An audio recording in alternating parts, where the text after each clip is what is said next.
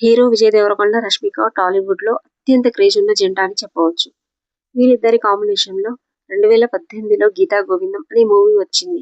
ఆ మూవీలో వీరి మధ్య కెమిస్ట్రీ ప్రేక్షకులను బాగా ఆకట్టుకుంది. అప్పటి నుంచి వీరి పరిచయం మొదలైంది.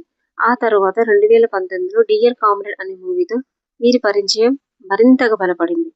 ఈ మూవీస్ తర్వాత వీరు స్నేహితులుగా మరియు సన్నిహితంగా ఉంటూ వచ్చారు అని నెటిజన్లు గుర్తిస్తూ ఉంటారు.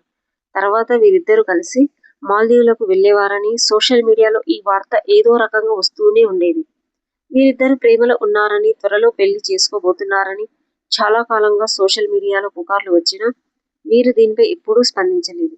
కానీ 4 నెలల క్రితం హైదరాబాద్లోని విజయ్ దేవరకొండ ఇంట్లో విజయ్ దేవరకొండ, రష్మికల నిశ్చితార్థం వేడుక తమ కుటుంబ సభ్యులు, అత్యంత సన్నిహితుల మధ్య జరుగుతున్నట్లు ఈ వార్త చక్కర్లు కొట్టగా రష్మిక, విజయ్ దేవరకొండ అధికారికంగా ప్రకటించలేదు.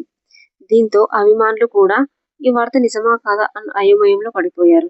అయితే తాజాగా వీరి వెడ్డింగ్ ఇన్విటేషన్ సోషల్ మీడియాలో వైరల్ అవుతుంది. ఈ ఇన్విటేషన్ లో వీరి వివాహం రాజస్థాన్లోని ఉదయపూర్లో ఒక ప్యాలెస్ లో ఫిబ్రవరి 26, 2026న జరుగుతుందని సమాచారం.